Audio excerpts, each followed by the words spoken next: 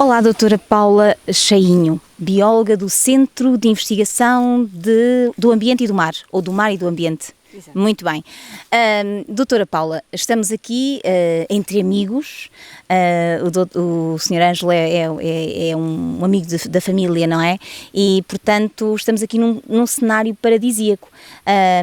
Tem acompanhado, há pouco ouvia os seus filhos a falar que tinham acompanhado todo o processo do centeio, desde retirar o centeio da terra, a malha, desde a moagem, desde a realização portanto, a feitura do pão, o pão de centeio.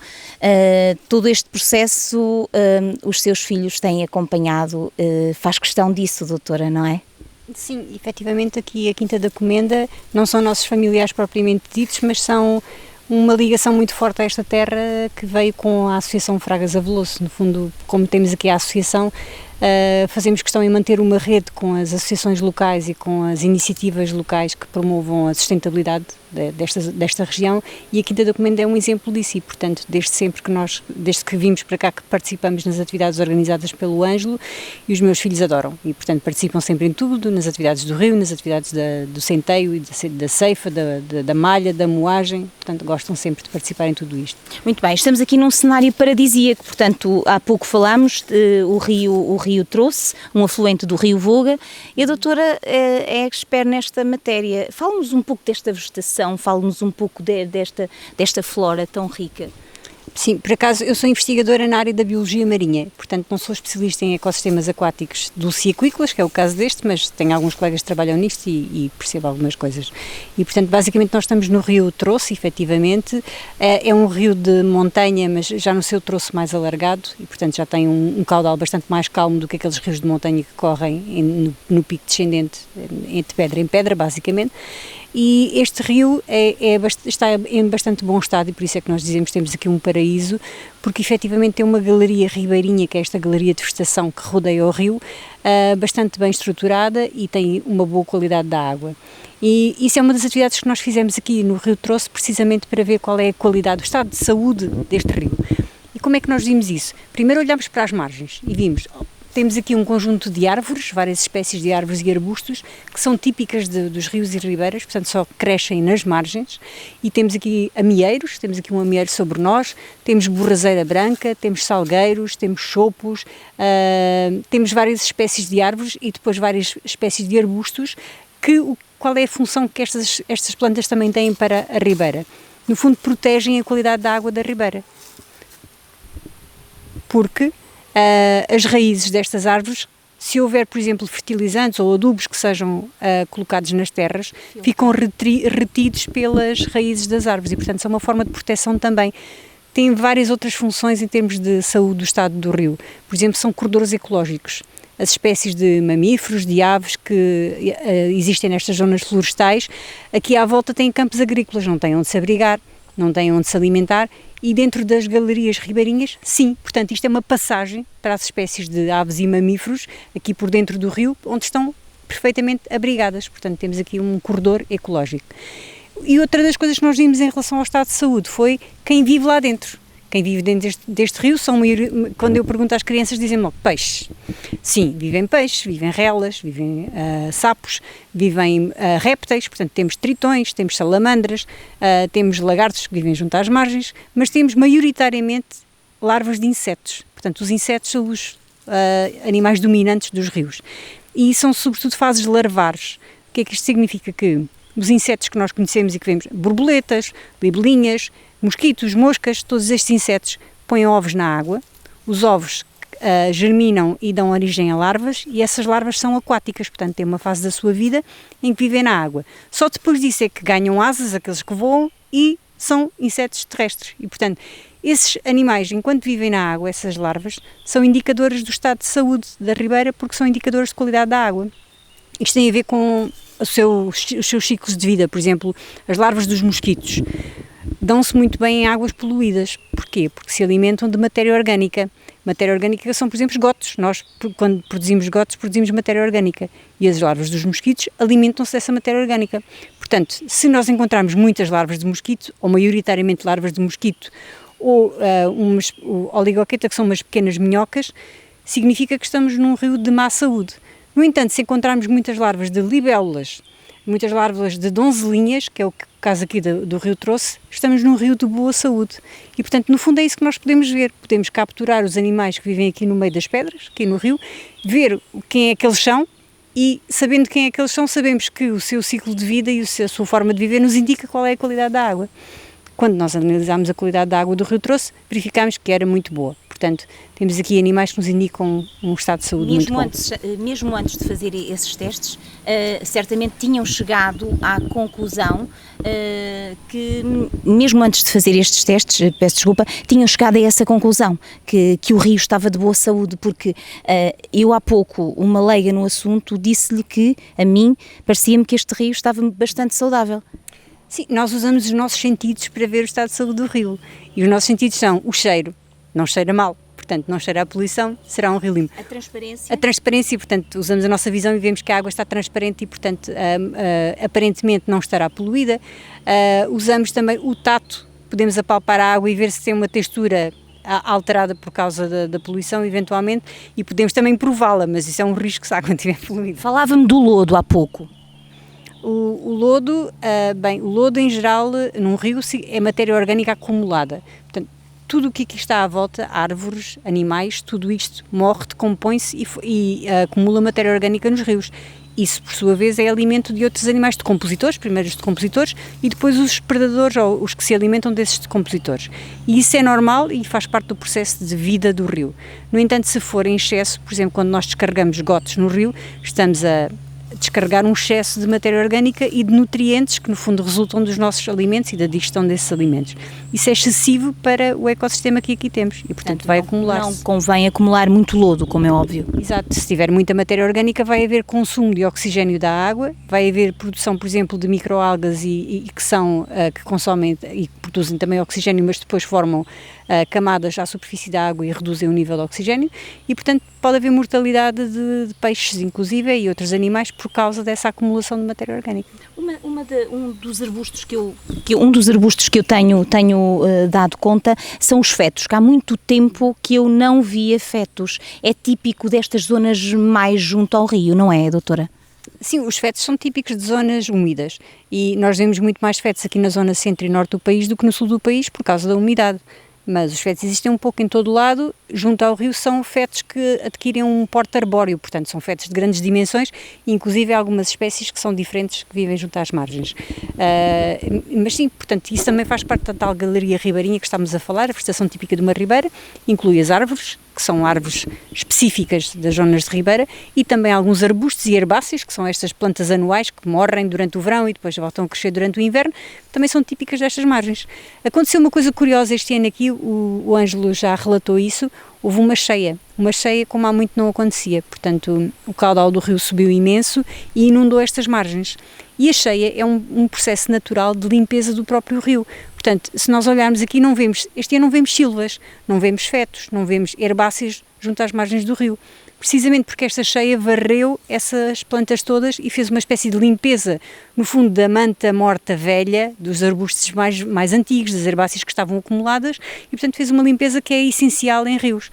Nós anulámos um bocadinho este efeito de limpeza dos rios, primeiro porque temos caudais mais baixos por causa das temperaturas mais elevadas, portanto alterações climáticas, e depois porque estamos a represar os rios, estamos a construir açudes e barragens que fazem com que a água seja retida e haja cada vez menos cheias a acontecer, e portanto isso é outro processo natural que anulamos com as nossas construções.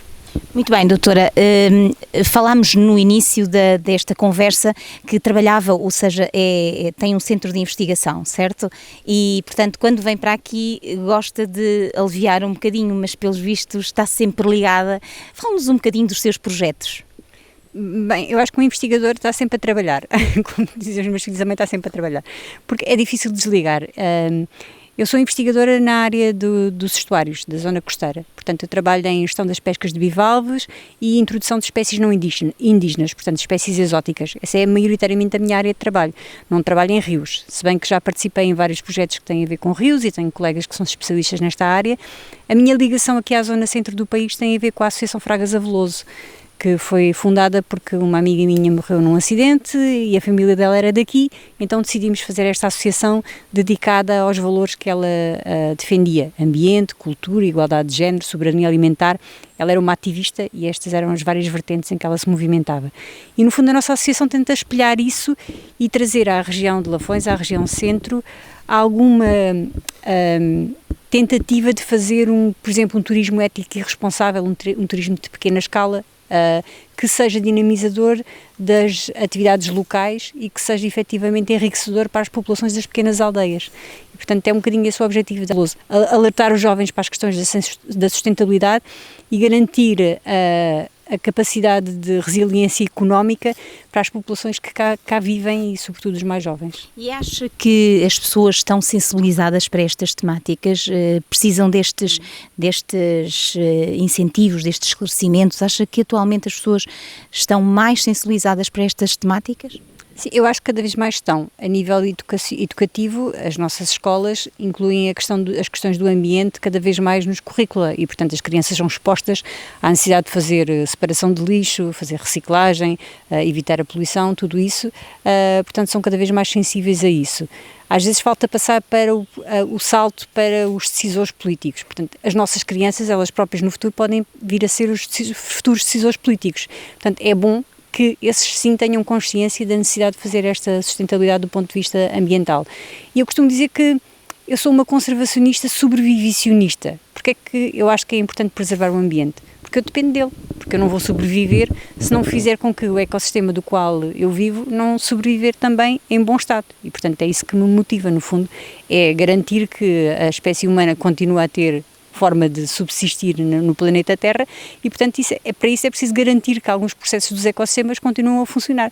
E é isso que eu tento passar aos meus filhos, aos meus alunos e eu espero que os futuros políticos também ouçam um bocadinho isso e não ouçam apenas a necessidade da sustentabilidade económica, que é necessária, mas uma sustentabilidade económica não significa um crescimento sempre a subir para todo o sempre. Muito bem. Doutora, hoje estamos a fazer o pão de centeio aqui na Quinta da Comenda. Faz pão em casa? Não faço pão em casa. Eu sou alentejana e, portanto, eu como sempre pão alentejano em casa, mas vivo em Almada, num sítio onde há uma grande comunidade de alentejanos e, portanto, é muito fácil comprar pão alentejano. E, sinceramente, eu não tenho tempo para fazer pão. E, portanto, não sei fazer. Fiz pão com a minha avó fazia 20 kg de farinha 2 em 2 semanas e fazíamos pão alentejano.